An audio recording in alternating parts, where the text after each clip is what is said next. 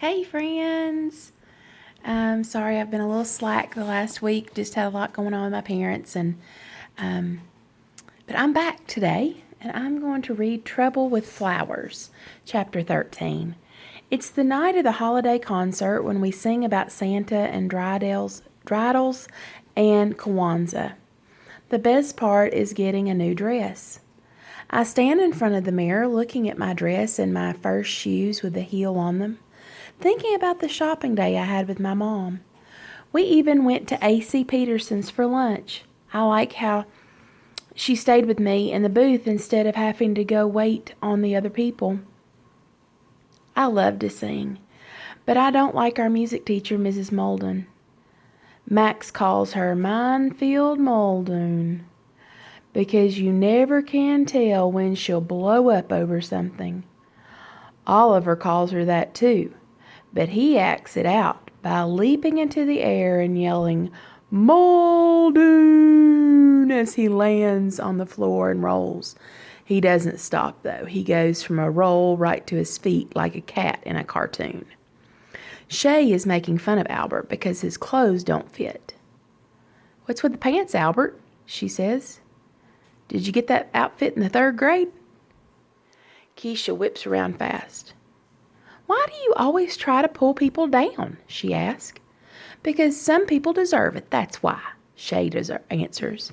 Deserve to be pulled down? Really? Keisha asks.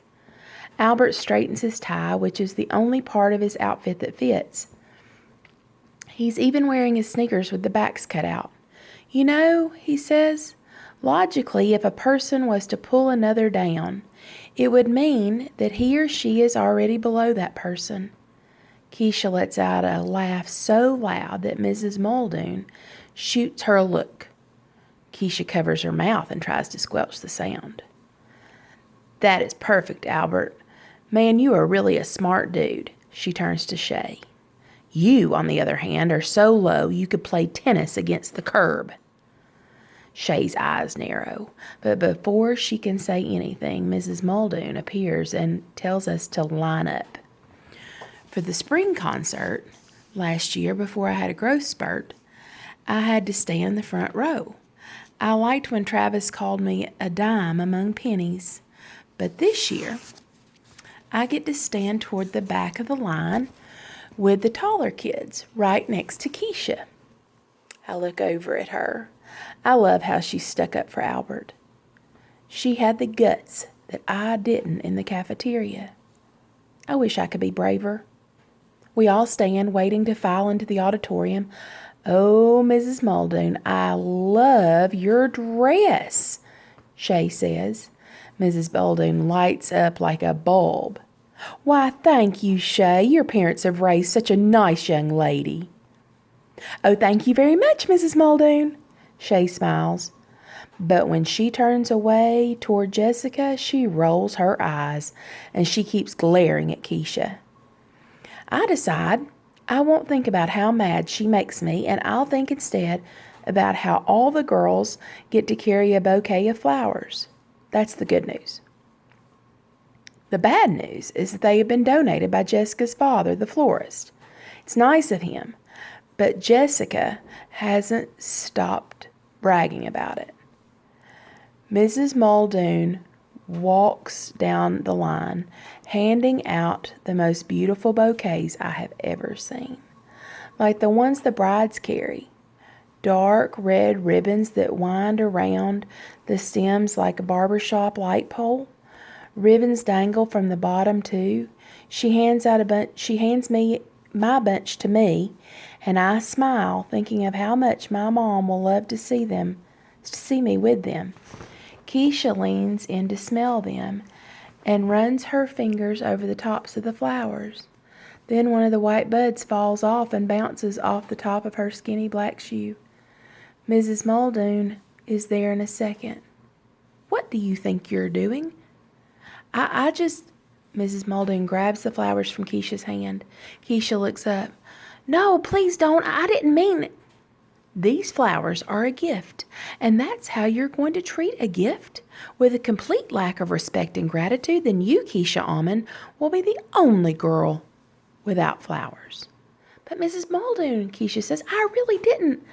Mrs. Muldoon holds up her hand like she's stopping traffic.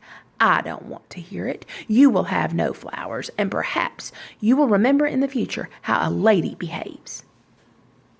See? Shay says to Jessica, people do get what they deserve. I stand behind Keisha, but I wish I could see her face.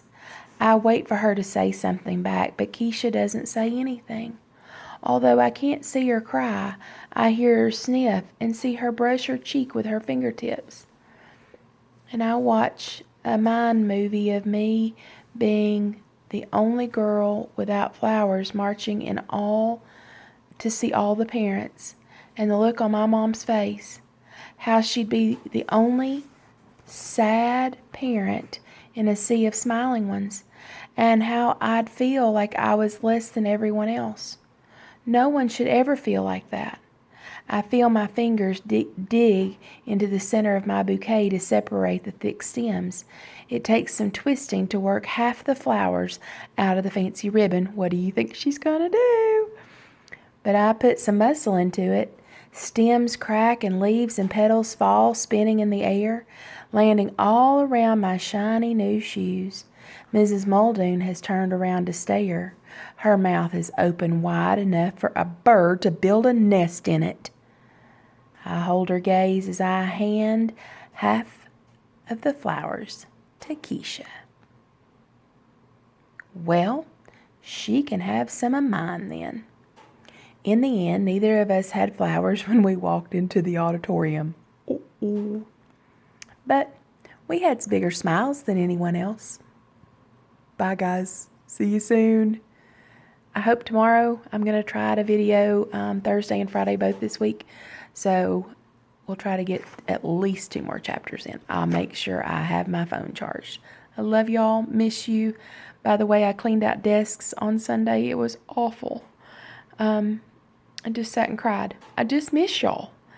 And I hope you're enjoying time at home. See you soon.